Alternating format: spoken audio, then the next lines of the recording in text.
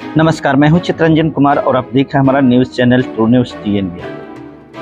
दोस्तों, आज मैं अलग लोकेशन से ये न्यूज़ बना रहा हूं। हालांकि ये खबर भी अदर स्टेट से ही है और जैसा कि आप लोगों ने हमेशा हमारी खबर को देखा है और देख करके उसको लाइक भी किया है, आज मैं इस खबर के माध्यम से बताने का कोशिश कर रहा हूँ कि एक वकील देखिए किस प्रकार से सुप्रीम कोर्ट से पूछा है कि आप बताइए कि ये जो देश जो है संविधान से चलता है या मनुस्मृति से चलता है। बहुत ही मार्मिक सवाल है और बहुत सारे लोगों के भावनाएं जो आहत हुआ करती थी, वैसे लोगों को ये जवाब भी है और ये जवाब बेईमानी का नहीं बल्कि ईमानदारी का जवाब। वैसे लोगों को ईमानदारी पूर्वक इसका जवाब देना चाहिए जिनकी भावनाएं छोटी छोटी बातों में आहत होती है। इन्हीं बातों को लेकर मैं ये खबर आपको बीच में ला रहा हूँ। आप तमाम मेरे दोस्तों, आप लोगों से गुजारिश है कि जो लोग हमारे इस वीडियो को पहली बार देख रहे हैं, इस चैनल को पहली बार देख रहे हैं, कृपया इसे आप सब्सक्राइब जरूर करिएगा और अगर अच्छा लगे तो अपने ग्रुप्स में शेयर कीजिएगा और साथ ही साथ अंत में आप कमेंट कीजिएगा कि ये खबर आपको कैसी लगी और इसमें क्या होना चाहिए। तो आइए शुरू। खबर ऐसा है कि देश संविधान से चलता है या फिर मनुस्मृति से, यह फैसला करने के लिए सुप्रीम कोर्ट को याचिका दायर किया गया है या सुप्रीम कोर्ट में यह याचिका दायर किया गया। ये खबर नई दिल्ली को 13 जनवरी की एक अखबार में छपी थी और उसी अखबार की ये खबर है। उसमें यह बताया गया था कि सुप्रीम कोर्ट के एडवोकेट जिनका नाम चेतन वैरवा है ने सुप्रीम कोर्ट में एक याचिका दायर किया और सुप्रीम कोर्ट से यह याचिका दायर कर करके पूछा है कि सुप्रीम कोर्ट यह तय करे कि यह देश संविधान से चलता है या मनुस्मृति से चलता है। क्योंकि अगर यह देश मनुस्मृति से चलता है तो फिर जयपुर हाईकोर्ट में जो मनु की जो मूर्ति लगाई गई है, ये आखिर मूर्ति क्यों है? यह याचिका एडवोकेट बैरवा ने सामाजिक सोच रखने वाले तालाब बड़ा गांव तहसील गंगापुर सिटी जिला इकाई माधोपुर राजस्थान के ये निवासी हैं, राजस्थान के रहने वाले हैं। और उसके बाद में रामजी लाल बैरवा अनुसूचित जाति से ये हैं और जगदीश प्रसाद गुर्जर जो OBC समाज से हैं तथा जितेंद्र कुमार मीणा जो अनुसूचित जनजाति से संबंध रखते हैं। उनकी तरफ से ये 12 जनवरी 2023 को ये याचिका दायर किया गया और उसमें ये पूछा गया और मांग किया गया कि आप बताइए हाईकोर्ट जयपुर में जो लगी मनु की मूर्ति है, आखिर ये संविधान विरोधी है या नहीं है? अगर संविधान विरोधी है तो वहां से इसे हटाया क्यों नहीं गया अभी तक? खासकर इसलिए जबकि हाई कोर्ट खुद ही संविधान के आर्टिकल 214 अर्थात 214 के तहत ताकत के बल पर खड़ा है। इसमें यह बताया जाता है, एडवोकेट बैरवा ने मनु की मूर्ति को संविधान विरोधी बताया। इतना ही तक नहीं, उन्होंने साफ तक कहा कि यह भारतीय संविधान के प्रस्तावना में जो दी गई मूल भावना है, प्रस्तावना की मूल भावना अर्थात स्वतंत्रता, समानता, न्याय और बंधुत्व, इसके खिलाफ है। इसलिए खिलाफ है कि एडवोकेट बैरवा का कहना है कि मनु की जो मूर्ति है संविधान के पार्ट 3 के भी खिलाफ है। उतना ही नहीं, संविधान के पार्ट 3 जो जिसमें वर्णित है उसके खिलाफ भी है, जिसमें भारतीय नागरिकों के मूल अधिकार के बारे में बताए गए। याचिका में एडवोकेट बैरवा ने मनुस्मृति के उन खास श्लोकों का भी हवाला दिया है जिसमें भिन्न भिन्न प्रकार की बातों को बताया गया जो किस प्रकार से विरोधी है। खास करके SC ST OBC के खिलाफ ये मनुस्मृति जो जहर उगलने वाली है उसके संबंध में कहा कि ये SC ST OBC के साथ ही साथ क्षत्रिय समाज के, वैश्य समाज के महिलाओं के खिलाफ भी है। जैसा कि मनुस्मृति के चैप्टर 2 के श्लोक 138 में लिखा हुआ है कि 100 साल के क्षत्रिय को भी 10 साल के ब्राह्मण के बच्चों को अपने बाप के बराबर मानना चाहिए। आखिर भाई ऐसा क्यों? इसका जवाब तो मनु ने नहीं दिया कि आखिर 100 साल के जो जनरल लोग हैं उसको ब्राह्मण के 10 साल के बच्चा अपने बच्चा को बाप के बराबर क्यों समझना चाहिए। इसका आज तक मनु के पास में कोई जवाब नहीं है। चैप्टर 8 के श्लोक 417 में लिखा हुआ है कि वैश्यों व शूद्रों को राजकाज के नजदीक नहीं आने देना चाहिए। क्यों भाई? ये राजकाज करेंगे तो क्या किसी को इसमें क्या तकलीफ होनी चाहिए? लेकिन कहना कि ऐसा होने से समाज में अराजकता फैलेगा और डर बना रहेगा।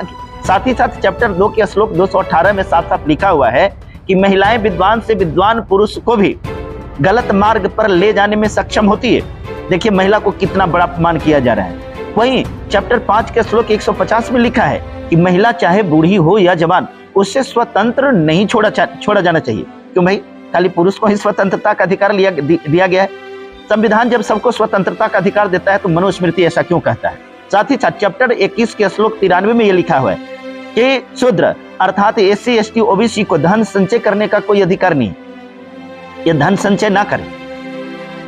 चैप्टर 10 के श्लोक 122 में लिखा हुआ है कि शूद्रों को जूठा खाना और उसको फटे चिटे कपड़े भी ये सभी पहनने के लिए दिया जाना चाहिए, अर्थात ये खुद भी ना खरीदे। समझ सकते हैं, खुद भी खरीदने का अधिकार नहीं है। वहीं चैप्टर 4 के श्लोक 216 में लिखा है कि भील, मदारी, लोहार, धोबी, इन सभी का अन्न जो होता है ये अपवित्र होता है, लिहाजा ये अन्न को ग्रहण नहीं किया जाना चाहिए। चैप्टर 8 के श्लोक 397 में वर्णित है, उसमें कहा गया है कि नट, चारण, भाट ये खुद ही अपनी आजीविका के लिए, अपने परिवार की आजीविका के लिए अपनी पत्नी को सजा धजा करके दूसरे पराये पुरुष के पास में भेजे। वाह रे मनुस्मृति, बाबा साहब ने इसको जलाया। अब आप समझ सकते हैं कि क्यों बाबा साहब ने जलाया होगा। चैप्टर 9 में लिखा है कि सुनार पापियों का शिरोमणि होता है। ये सुनार के बारे में, जो स्वर्ण के काम करते हैं, उसके बारे में लिखा गया है कि शिरोमणि होता है। लिहाजा शासक को चाहिए कि उसके साथ में सख्ती से पेश है, पूरी ताकत के साथ पेश है, जबरदस्ती करे। उपरोक्त श्लोकों का हवाला देते हुए एडवोकेट चेतन बैरवा ने याचिका में कहा कि मनु की मूर्ति न केवल भारतीय लोकतंत्र के विरोधी है, बल्कि वह SC ST OBC पर अत्याचार करने का प्रेरणा भी देता है। जिस ग्रंथ में जिसमें इस प्रकार की बातें दी गई तो निश्चित तौर पर यह अत्याचार को बढ़ावा देने वाली है। धर्म परिवर्तन का मूल कारण भी चेतन बैरवा ने इसी को ठहराया है और उन्होंने बताया है, इस याचिका के माध्यम से कहा कि मनुस्मृति में जो ये सारे श्लोक और दोहा जो चौपाइयां लिखी गई हैं, जिसके वजह से जातिवाद, उत्पीड़न ये सब बढ़ता है और खासकर SC ST OBC के लोग जो हिंदू धर्म को त्याग रहे हैं, उस त्याग का कारण भी यही है। उन्होंने बताया कि ज्यादातर लोग ईसाई, बौद्ध, सिख, ईसाई, मुस्लिम इत्यादि जो बन रहे हैं, उसमें किसी दूसरा का हाथ नहीं, बल्कि मनुस्मृति का हाथ। ये मनुस्मृति की वजह से ऐसा हो रहा है। कुल मिलाकर हिंदू का धर्म का नुकसान भी हो रहा है, इसलिए कि सारे लोग धर्म को परिवर्तन कर करके दूसरे धर्मों में जा रहे हैं। ऐसे SC ST OBC को सरकारी नौकरियां, उच्च शिक्षा में आरक्षण दिए जाने के पीछे भी मूल कारण यही है।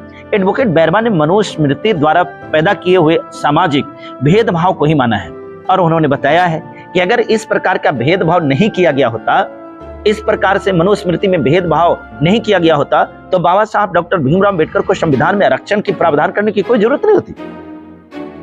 क्योंकि जब समाज में समरसता होती, समानता होती तो समरसता होती। मनुस्मृति को एडवोकेट बैरवा ने सीधा साधा देश के सीधे कहिए कि देश के 75% जनता के खिलाफ बताया है, जिसमें 16% अनुसूचित जाति, 7% अनुसूचित जनजाति तथा 52% OBC है। अब आप गौर कर सकते हैं इन बातों पर। एडवोकेट बैरवा ने याचिका में यह भी कहा कि सन 1947 में जो पाकिस्तान विभाजन हुआ भारत से, उसमें भी मनुस्मृति का ही हाथ है। मनुस्मृति अगर नहीं होता, इस प्रकार का नहीं होता, मनुस्मृति के द्वारा जातिवाद नहीं फैलाया होता, तो SC ST OBC इन लोगों के साथ भी यदि सामाजिक भेदभाव नहीं होता, आर्थिक भेदभाव नहीं होता, उनके साथ में समानता होती, तो इस प्रकार से मुस्लिम जनसंख्या नहीं बढ़ती। और जब मुस्लिम की जनसंख्या नहीं बढ़ती तो तत्काल मुस्लिम लीग की स्थापना करने वाले मोहम्मद अली जिन्ना जो थे, वो पाकिस्तान की मांग नहीं करते। निश्चित तौर पर यही कारण था कि उनको पाकिस्तान का मांग करना पड़ा। एडवोकेट बैरवा ने याचिका में यह किया और बतलाया कि मनुवाद और जातिवाद यदि यूं ही चलता रहा, यूं ही पनपता रहा, इसकी खेती अगर यूं ही बढ़ती रही, तो समझ लीजिए कि ये जहर की खेती चली है, जहर हो रहा है, ये जहर जो है पैदा कर रहा है। भारत देश को एक बार फिर से विभाजन करने से कोई नहीं रोक सकता, ये विभाजन करा करके ही रहेगा। इसलिए याचिका के अंत में सुप्रीम कोर्ट से यह मांग किया है कि वह राजस्थान के जयपुर हाईकोर्ट में लगी मनु की मूर्ति को हटाने का सख्त निर्देश जारी करे और साथ ही साथ सामाजिक एकता, अखंडता को बनाए रखने में अपनी भूमिका का योगदान दे, वरना यह देश विभाजन की ओर जाएगा। और खासकर एक बात और बताया गया कि बाबा साहब भीमराव अम्बेडकर ने जो मनुस्मृति को जलाया, उस मनुस्मृति को जलाने के पीछे सिर्फ और सिर्फ यही वजह था। बाबा साहब ने इसको पूरी तरह से अध्ययन किया और अध्ययन करने के बाद वो पाया कि मनुस्मृति ही वो जहर है जिसके द्वारा SC ST और OBC साथ ही साथ सभी महिलाएं के साथ में जो उत्पीड़न कर रहा है, उसके साथ में जो असमानता का व्यवहार कर रहा है, यही है ये मनुस्मृति। और तब जाकर के बाबा साहब ने मनुस्मृति को जलाने का काम किया। आज जो लोग इस प्रकार के जहर की खेती कर रहे हैं उनको इस पर विचार करना चाहिए कि जब संविधान बाबा साहब के द्वारा बनाए गए संविधान से अगर देश चलता है तो फिर प्रत्येक कोर्ट में, प्रत्येक हाई कोर्ट में, सुप्रीम कोर्ट में बाबा साहब की तस्वीर होनी चाहिए, बाबा साहब की मूर्तियां होनी चाहिए, न कि ये देश को विभाजन करने वाली इस प्रकार के अस्पृश्यता और भेदभाव को रखने वाले जो मनुस्मृति को लिखने वाला मनु है, इसकी मूर्ति की क्या आवश्यकता है। अगर वास्तव में आपके अंदर में इंसानियत है और वास्तव में आप ईमानदार हैं और वास्तव में अगर आपको लगता है कि हम देश के प्रति वफादार हैं, गद्दार नहीं है, तो आप ही तय करके बताइए ये मूर्ति वहां से हटना चाहिए कि नहीं। आप अपना कीमती वक्त दिए हमारे वीडियो को देखने में, हम आपको सैल्यूट करते हैं। आप हमारे प्रिय और बेशकीमती हमारे व्यूअर्स हैं, हमें आपकी परवाह रहती है और जब आप कमेंट में लिखते हैं तो उसके अनुसार हम और मेहनत करते हैं। परंतु एक निवेदन जरूर है, बहुत मेहनत के साथ भिन्न भिन्न लोकेशन पर पहुंच करके जगह नहीं होता है, फिर भी जगह ढूंढ करके और आपके लिए खबरें बनाना पड़ता है। आपके सिर्फ एक प्रयास से हमारा मनोबल बढ़ता है।